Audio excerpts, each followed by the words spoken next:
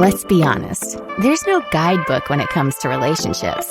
So we end up having to stumble through life trying to figure things out for ourselves. What if there was a podcast that found the answers for you, that provided insight to build a successful relationship and ultimately find the companionship you've always hoped for? Welcome to the Girls Ask Guys show, where we answer the questions most people are afraid to ask when it comes to lessons in life and love. It's time to master this thing called life together with your hosts, John and Ashley. And welcome back, everybody, to part 2 of Getting the Date. Hopefully you've completed part 1. If you haven't, stop listening and go complete part 1. Part 2 is you don't focus on yourself as much.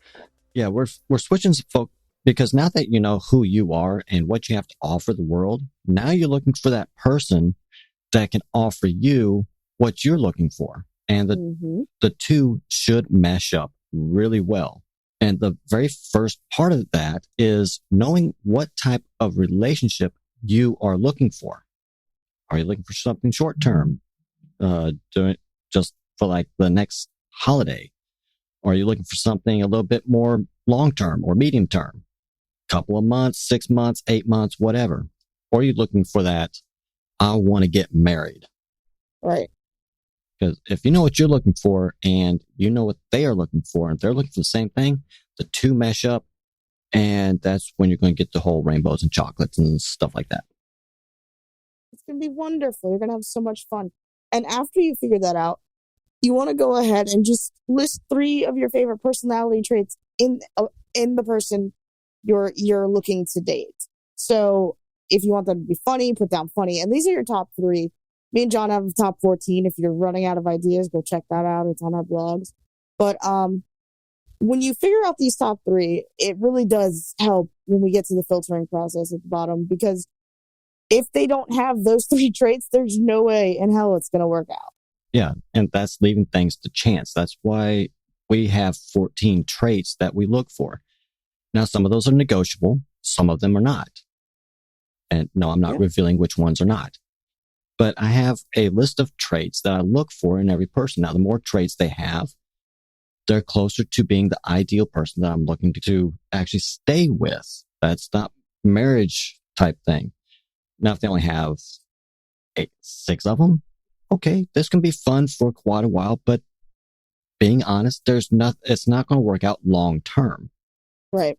You realize we said personality traits. We didn't say anything about looks. Mm-hmm. Okay. Now, if you get that perfect looking person who has all the traits, congratulations, you just struck gold. Right. But really don't pay a whole lot of attention to looks only, because they can be a great looking person and be a trashy personality. Yes. And it's not going to work. Now, they may not be the best looking person in the world, but they have everything that you are looking for in a person long term. Exactly. And if you're one of those people who says, I don't really care, I just want to be with somebody, I need you to go back to part 1 and really just identify some things, because you need to be able to set these intentions. You need to have actual personality traits that you're looking for. You need to have all of those things. There's no point in pursuing something if you're not going to go in with a strategy. If you're just looking and hoping for anything that comes around, I would venture to say you're treading in dangerous water, because you're looking at potential abusive relationship. Right. Don't settle. Yeah.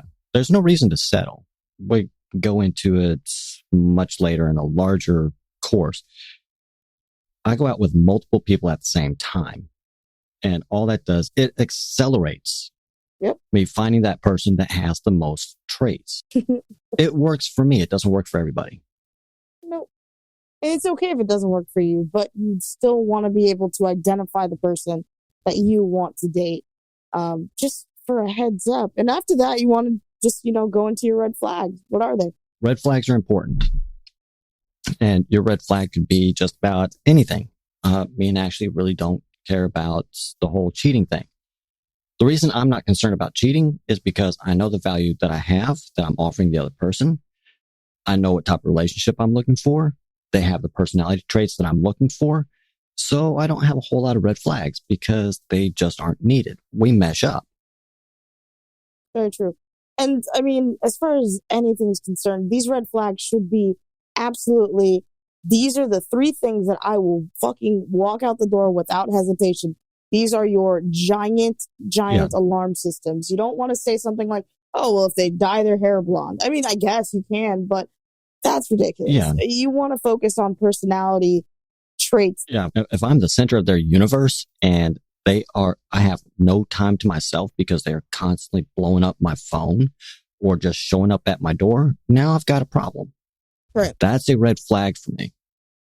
We should have the ability to have our own life. Really should.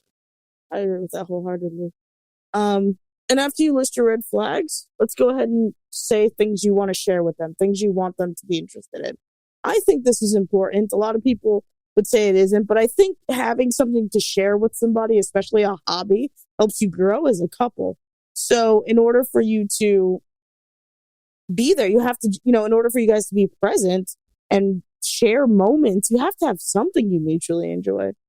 Yeah. And this could be something related to a personality trait. Like I want a person that is slightly adventurous and at times can like drop the whole, I'm going to be a grown up and just like act like a kid for a couple of minutes. Just have fun in the moment. So that's one of those that I'm looking at. But if they're interested in movies, I watch movies all the time, but I'll watch a lot of documentaries. So is that something that we can share together? Are they outdoorsy? Because I do like going outdoors and having some outdoor type adventures. Is that something that they are interested in? It could be anything. Star Wars, Star Trek. Embrace your nerdiness. Are they interested in Magna or cosplay? I mean, whatever works for you works for you. But just have something you guys can share together. It actually helps after fights too. If you guys have just a group activity and things you're willing to learn from them. So this could be anything really, but you want to find someone who has different hobbies than you too. Because like John said, if you make someone your entire universe, number one, you're insane, but also it's not healthy. So you want to be able to see that they have other hobbies and maybe learn a little bit about it. If they like to do ballet, you get to go to recitals and you'll learn different moves and all of those things, but you want to be willing to learn things also. Yeah, you want to be able to learn from them or some of the interests that they have, something that you've never really considered. Mm-hmm. Now, I've gone out with people and they had an interest and I was like, oh, I can give that a shot.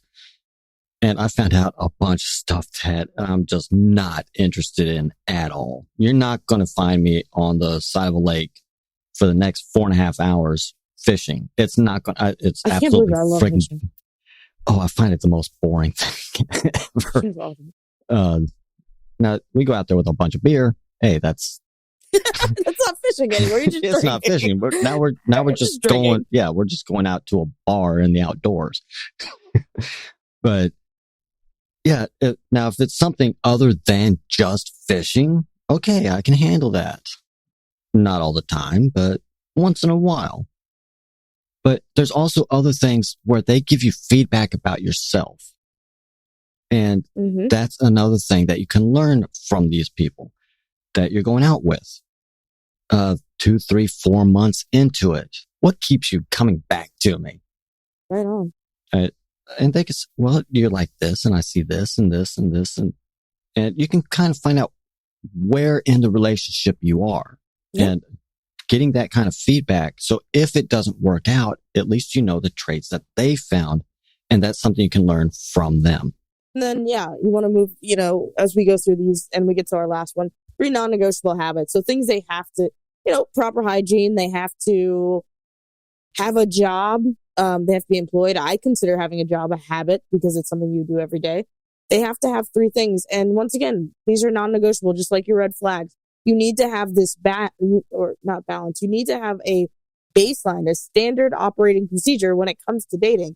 And if you don't have it, you're just going to be dating all willy-nilly for no freaking reason. If you're dating with a purpose and you're dating intentionally, you're going to be happy. And in 2 months, you're not going to be laying in bed trying to figure out how the hell you got there in the first place. Yeah. And these non-negotiable habits, that they could be your standard, okay, no smoking, no heavy drinking, things like that. You can include those. But you're also looking for those things where people really don't pay a whole lot of attention to them or even consider them. A person who is extremely messy, they come in through the front door, and by the time they get to the bedroom area and it looks like a tornado hit the place, we're done. That's not going to happen. Yep. I like that. You kind of want to think outside the box as much as possible. You don't want to put down just the standard stuff. You can include it, but kind of think outside the box a little bit. It will really help you narrow. Yeah. Yeah, it's going to help you narrow down.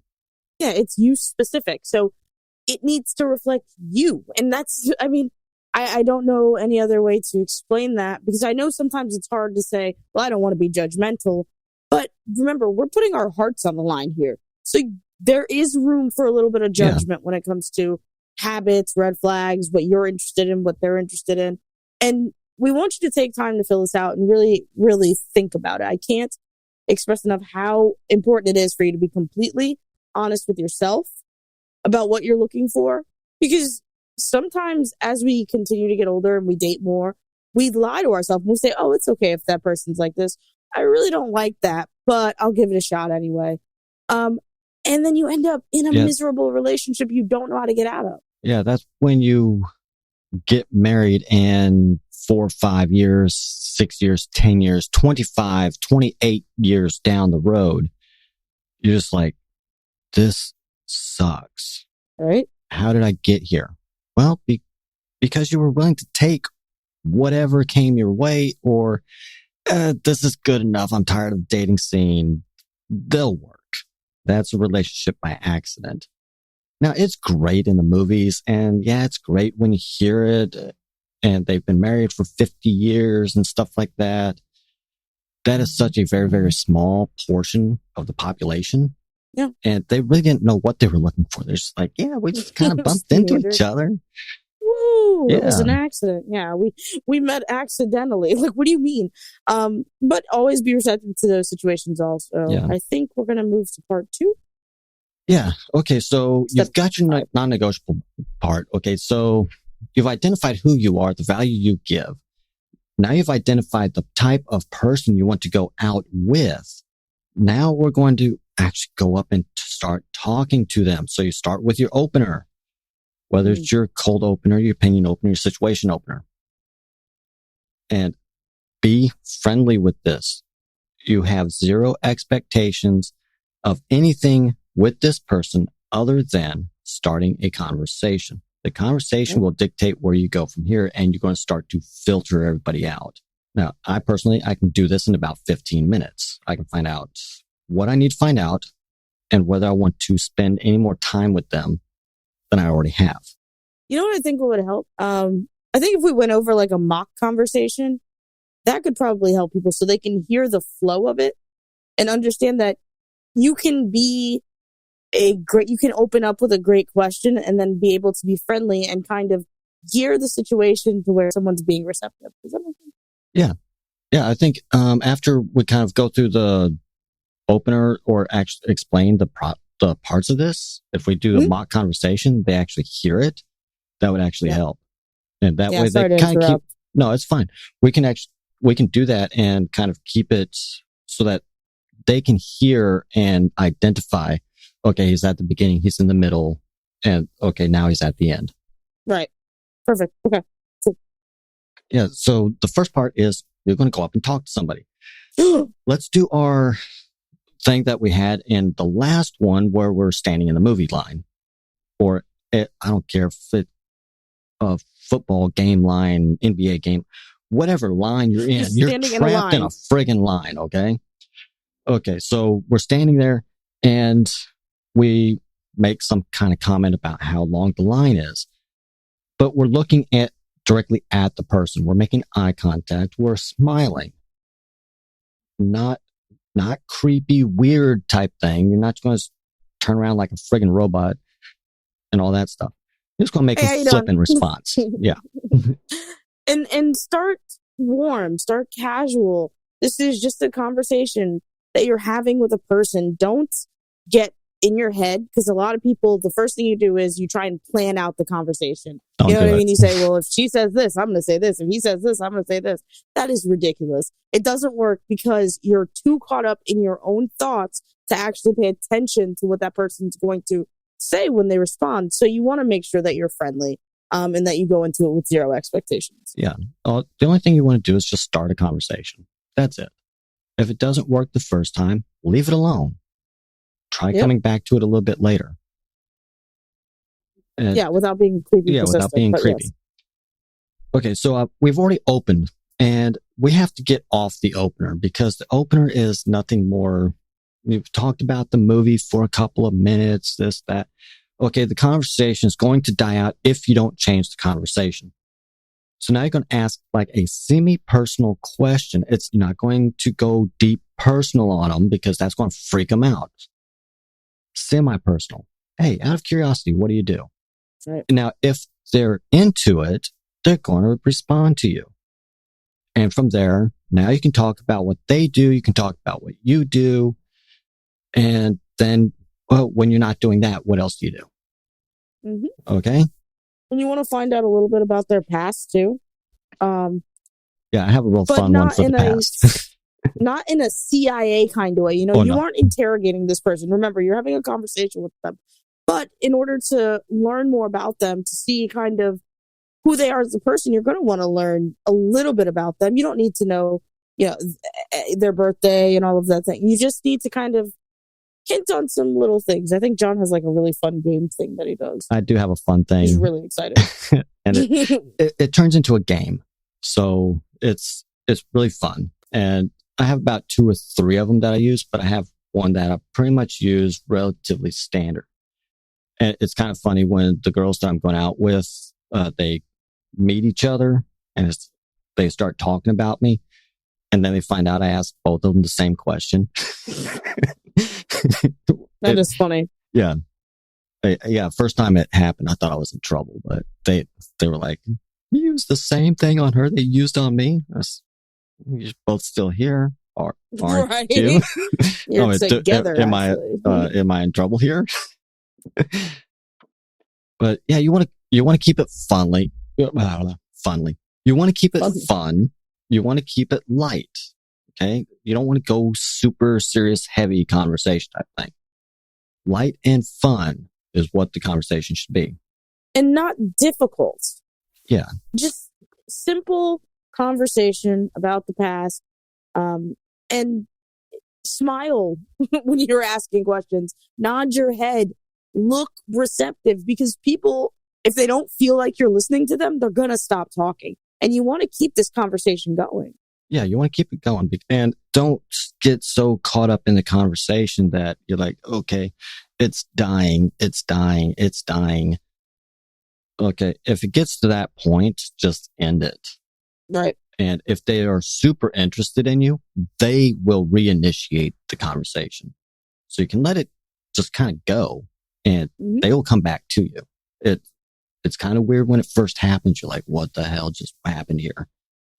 But that is possible. Or you can find something about what they're wearing. I've done, you know what I found interesting? I like how your earrings, your necklace, your rings, and your watch all match. How long did it take you to do that? And they're just like, I just put it on. Yeah. Oh, this whole thing? Yeah. But I'm a fan of the... Oh, go for it. Yeah, but they're like, you actually noticed that about me? Mm-hmm. Yeah, I pay attention. That's what I say a lot. Yeah. Another thing I'm a big fan of, especially if you're waiting online and you're trying to learn about someone's past, or you're trying to just keep a conversation going. You know what works? I Spy. People love playing I Spy for some reason. And they also love to make fun of the person behind you. Yeah.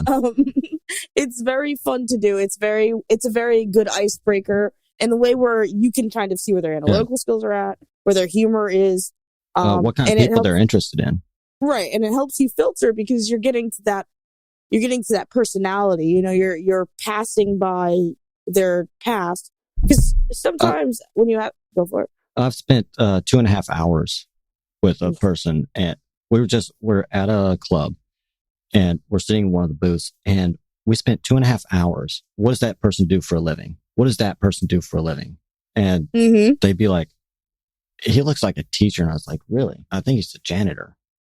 I mean, why would you think that? Just look at his shoes.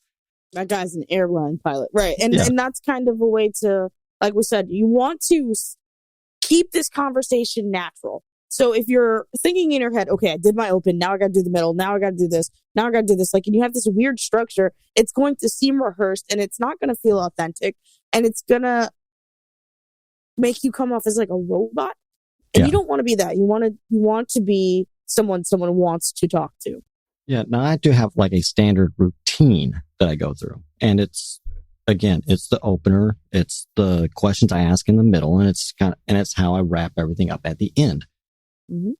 But it's situational dependent. Now I can open with an opinion opener or a cold opener, but everything is situational dependent.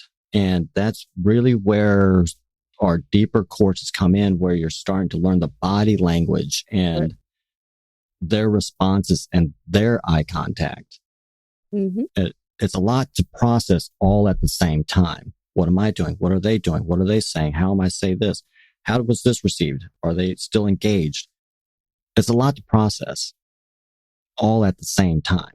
And it's a fluid and dynamic situation. So the more you do it, the better you get at it. Right. I was going to say that practice makes perfect. You won't even notice where you are in the conversation until you look back on it at some point. And that's what we want to get you to do. We want you to be confident when you speak to somebody, and we want you to be able to speak with them without having to rehearse in the mirror eventually. And we want all of those things to happen, obviously, naturally. Soon. Yeah, naturally. Okay, so after you finish the conversation, you want to look back on it, and you kind of want to track how they felt. They should walk away from you, because you're going to ask about the past. Now, there's a psychological thing that goes with that past part. It makes them feel like they've known you longer than you actually talked. I've talked with somebody for 15 minutes, and I thought it's like I've known you my whole life. Forever. Yeah. Oh my God. Yeah. It's when you get that kind of feedback, okay, I'm in. Yep. Hard part's done. So, but you don't, at the same time, you don't want to get all excited. And when you ask for the phone number, if you ask, you can hang out, or if the conversation goes where you can say, hey, would you like to go out tomorrow night? And you ask for the actual date. Don't walk away and start jumping up and down and all this other stuff. Right. Yeah. Don't do that. Yeah. Don't run right back over to your buddies and start giving high fives. Okay. They're not a trophy to win. Right. Show some reserve. Show that you're a grown up. Just be mature about the whole thing. And that goes both ways. That goes for the rejection part as well. Maybe they don't want to talk to you. Maybe they don't find you interesting. That's okay. That's their preference. They're allowed to do that. But you have to kind of lose gracefully and just, it's all right. Well, you know what? Remind yourself that you tried, that you put yourself back out there, that you did something, instead of sitting in the house. You went out and you mustered up some courage. Did it work? Maybe, maybe not. And if it didn't, it's okay. Yeah. And the whole thing is, it should come off to the other person as if this is just who you are. This is like an average, ordinary, everyday thing for you. Right. This isn't, you're not like sectioning out a special piece of your life and you only do it at this point in time. You look at the pickup artist world and you've got the day game and the night game. You do day game here and you do night game there. A lot of people have gotten away from that, but it's still one of those things that is taught only because one works a little bit faster than the other. Okay.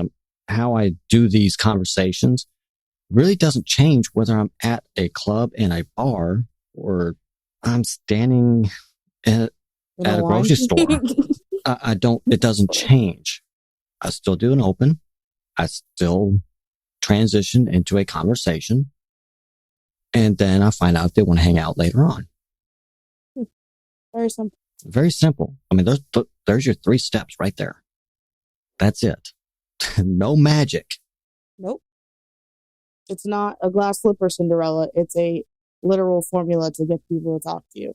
You just want to be able to have that conversation, and you want it to be natural, and you want it to be awesome, and you want to pat yourself on the back because you did it. That's another thing. Remember, if you did it, then you should be proud of yourself, no matter what the outcome is. Yeah, and you only fail if you don't learn. I've run a lot of different businesses, and yeah, on the surface, when you look at the numbers, they failed. But I learned from those so that the next business that I went into, I didn't make those same mistakes. I learned something. Right. So it was a learning process, not a success or failure process. Okay, so now you've gone through, you've kind of looked at the conversation, you know what to expect out of the conversation. How do you get the date? Uh-oh. Yeah. Ask for the date. Okay. You're asking for the sale. Okay. Will you buy me? Oh my gosh. No. That's not what you mean. Jesus Christ. Okay. But you put yourself out there and you're making yourself available to them. Are they receptive to that offer? That's what I'm kind of getting at. Okay. So, I mean, if you're not on the market, you're not for sale. Even that sounds creepy. Never mind. That sounds horrible. Yeah. Okay. As long as you heard it too. Yeah. Jeez. Okay. What you don't want to do is ask for the actual date. Hey, would you like to go out tomorrow night at 7 p.m.? I mean, if the conversation goes that way, great. I've had it happen, but it's like far and few between. There's a better way to do it. There's a better way of doing it. You also want to be aware of your surroundings. Okay. I'm not going to ask somebody for a date as I'm walking through the grocery store. I meet a ton of people at the grocery store, by the way, because what's one thing that everybody does? They shop for groceries. But you want to keep aware of your surroundings. You don't want to make them feel trapped or put them on the spot. It's like those people who propose at the airport. You're putting the person on the spot. Mm-hmm. Okay. They're going to say yes. And then as soon as you step outside and get in the car, they're hitting you upside the head going, what the hell are you doing? Why'd you do that to me? Okay. Don't do that. Don't do that. Yeah. And then just keep it friendly, lightly. Remember, no expectations. And like you said, that just makes me think of all those people who proposed on restaurants on Valentine's Day. And it just makes me sad because a lot of those marriages fail. Yeah. Sorry. We had a guy, he proposed at one of the football games. I think it was at the Chargers. He actually set it up so he went on 50-yard line and proposed to her.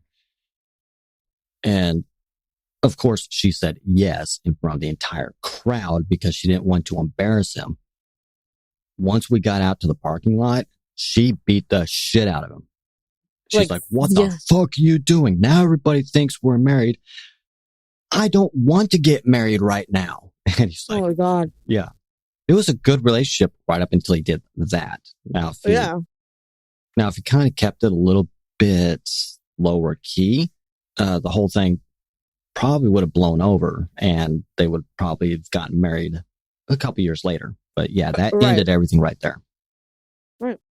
And wording is everything, right? Yeah. So like John said, don't ask for the date. And kind of structure it so it's not as a high pressure situation for them, so that you're not saying, hey, would you like to go to dinner or movies by candlelight, go for a walk in the park? Hey, would you like to hang out sometime? We can grab some dinner. We can grab some coffee, something along those lines. So there's options. They know that they're not being obligated to spend some sort of evening with you, because even though you might not have those intentions, it can come off that way. You want to keep it so that if they have like a knee-jerk reaction to it, you can easily back out of it and lessen the situation. The red flags that are starting to fly are now starting to come down. They're like, oh, okay. We're just going to kind of just have more of what we just had. Right. That's what you want to offer them. I mean, you don't want to put them on the spot and then make them feel like, oh, I don't want to hurt your feelings. Or if they're one of those, I call them like the power people, and they're just going to destroy you. They're going to destroy you the first chance they get. Yeah.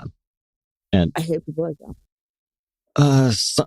There are some of them that, I can't do it. I can't do it. There are some that it's a front, and they're actually the best people you could possibly know.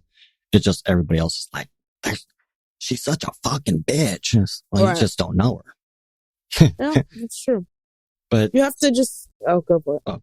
But there is no trick, or there's no line that's going to work in every situation. I see the stuff advertised every place. The 3 little words that they'll remember you forever, and all the. There's no magic pixie dust here. Okay, I'm not. No. So get that out of your head, because what you use with this person isn't going to work with the next person, and it's definitely not going to work on the person after that. Every person is different. Every situation is different. Every situation is dynamic. You got to be able to think on your feet. Yeah, man. And if you feel like let's say, as we go over this again, let's say you feel like during your opening that you really screwed it up. John said, put it away for 5 minutes, and I agree with that. But when you revisit, don't try the same freaking tactic. Wording, once again, is everything. So if you seem off-putting, you put it away for about 10 minutes, you come back. Maybe your sense of humor didn't mesh with theirs. So try something different. Just don't be afraid to try. And I think that's kind of really what we're getting at here. Don't be afraid to try and identify who and what you want. And don't play the game of, okay, if I hint around with it long enough, they'll ask the question. Oh, and you're just waiting for them to ask the question. Oh, come on, ask the question. Okay, let me hint at it again. You're wasting your time. You're wasting their time. And it comes off as weird. I've coached people, and what was that? Well, they never asked the question. What question were they supposed to ask you? Right. Like, what are you expecting over here? Like, you're looking for literal if-then situations, and that's not how this works. This is not like improv. Or I guess it is more like improv. Yeah, but the other person isn't on the joke. Right? Yeah, the joke is you to a certain degree. But just pay attention. Don't look for certain cues. Like, okay, as we get into more and more about body language, you say, okay, they turned left towards me, and now they're inching closer every second. They must really, really want me. No, they could just want to switch sides. Calm down. Yeah, you could be speaking too low, and they have to actually kind of lean in to hear you. It's not because they're interested. They're trying to be interested. They just can't hear you. Guys, remember, this should only take 10 minutes, 10 to 15 minutes. This whole thing. And I know you're thinking like, oh my God, how do I do that? You just start. Yeah, it could be a 5-minute process. I mean, right. Once you get I want to be honest with everybody. It's when you first start off, this could be like a 45-minute process for you. Yeah. In order to learn how to move from one point to the next point to the next point. And it could be painful. It's going to be 10, 15, 20 people before everything kind of meshes together and the light bulb goes off and you're like, that's it. And then it like goes to 20 minutes, then 15 minutes, then 10 minutes. And you hit the 1 or 2 and it's within 5 minutes. You're walking out the door and you've got their number and you're going to meet them tomorrow at 11:30. Mm-hmm. Look at you. You did it. Quick process. Practice it on friends. Practice it we used to do that. At school, wherever you are. Like if you're in college, practice it in school. Just walk up to somebody. Give them an opening. You don't have to necessarily get the date, but you do want to start to practice getting the date. You want to start practicing. Use it at work. Yeah. We've had, when I was going through this and we were learning this, we had, all of us were paying for the course, but you can find like a close friend. They're having problems too. Share this with them and practice just with like an imaginary person and have them watch you and give you feedback. Right. That's what we used to do. Or if you've got like 4 or 5 people, I don't know, in your dorm, grab like 3 or 4 of them and practice on each other. One of you play one person, one of you play the other person. The best thing you can do is, now if you're a guy and you're looking for a girl and you have a real close girl who is a friend that you don't necessarily find romantic. Want to sleep with? Right. Yeah. Practice with them. That's some of the best feedback you can get. Or if you're a girl and you have a real close friend who's a guy, same thing. I mean, whoever you're trying to meet, if you can find the person of that same sex and work with them, you will get more out of this than if you just constantly practicing yourself. Right. Your confidence will start to gain. You'll even walk up to strangers, go to a bar and do it. I would say another thing you can do is like join our community, and you can kind of start pairing off with each other and say, oh my gosh, look, I want to, who wants to practice their approach tonight? Who wants to do that? These are complete strangers. So, I would recommend that too. Yeah. Jump on Skype or Zoom or Google Hangouts or something like that. Now, if you can do it via video, it works a little bit better. All right. They'll be able to see each other. Yeah, you'll be able to see each other. You'll be able to see their facial expressions, and it'll work a little bit better. But you can also just do it over the phone. I've talked with girls over the phone, and now this is where this last little piece comes in. The words you use have to match the conversation you're having. Yeah. Very important. Don't sit there and be talking about the basketball game you're going to go see and then change the whole conversation and go off left field into a sexual tone. Okay. I've seen that happen. I've seen it happen at clubs and bars. It happens more there than practically anywhere else, because you got that little bit of liquid courage. You know me so well. Yeah. Also, if you really feel like you're ready to take this leap and you want to start, book a call with us. It's on our website, right? You should be able to book a call. Yeah. You can book a call with us. Now, if you really want to jump in and you're trying this the key point, you're actually trying this out, book a show with us. We will give you the full show, and we will coach you on the show. Oh, yeah. Now, I don't know of too many other people that do that, but if you got like a real sticking point and you need some one-on-one type coaching, we can at least point you in the right direction and give you some tips that you can try out and hopefully make you a little bit more successful. Absolutely. Cool. Okay. So that's the whole thing right there. Okay. Let's give it to you like this is actually going to happen. So you can kind of follow along and you can listen for where I hit those transition points. Okay. Let's set up a scenario. Okay. So where are we at? Are we standing are aligned, obviously. We've been talking about being online all night. We can't abandon it now. Okay, so we're standing in line, and let's say I don't do a whole lot of sports. I really don't keep up with sports too much. So let's say we're waiting for this next big blockbuster movie to come out. Okay. I'm just going to, because I'm like seriously drawing a blank right here, and I don't see the situation. I want to stick with the line that we've actually given them. So actually let's say she's standing behind me. So I kind of turn around and I'm like, if this line was any longer, I would have brought a coffin because I think I'm going to be dead in about 5 minutes. I would probably laugh and I would respond, no, really, when is it going to move? I'm not sure. Have you heard anything about this movie? I heard that it stars Dakota Fanning, who's like one of my favorite actresses of all time. Dakota Fanning. She was, wasn't she in like Twilight? She was in Twilight, okay. yeah, but yeah. Have you ever seen I Am Sam? Actually, no, I haven't. Oh, it's really good. You should definitely watch that sometime. What do you like about it? I Am Sam is it's a really, really warming tale about a girl who has a mentally disabled dad who the state's trying to take from him. Really? Yeah. What about the movie do you really like about it? Because I'm kind of picky over the movies that I watch.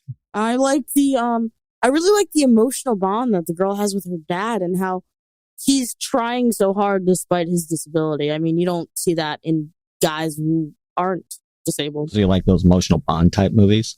I do. I love rom-com. It's not really a rom-com, but I like movies like that. Yeah. That is cool. Hey, just out of curiosity, what is it that you do? Oh, I'm sorry if I got too personal, but I'm just curious. No worries. We're going to be in this line forever. So we might as well get to know each other. That's true. I run this super awesome podcast. Really? What's it about? Oh, it's this really cool show called Girls Ask Guys Show. Me and I co-host with a man named John. He's really cool. It's a really good show. We talk about dating. We talk about life. I mean, really anything that we feel like talking about, we kind of just talk about. That really got me curious. Is like podcasting something you've always wanted to do, something that you kind of like fell into, or is it like a stopgap for something else? I guess I always wanted to be on radio, and so then podcasting just kind of happened. You know, it's like a natural progression, really. Yeah, I can see that. So what about podcasting do you like? Because I don't know that much about it. I just know it's something I can get on my phone. Wow, you need to learn a lot. I'm just a big fan of conversations. I like listening to people talk. What do you do? Oh, myself?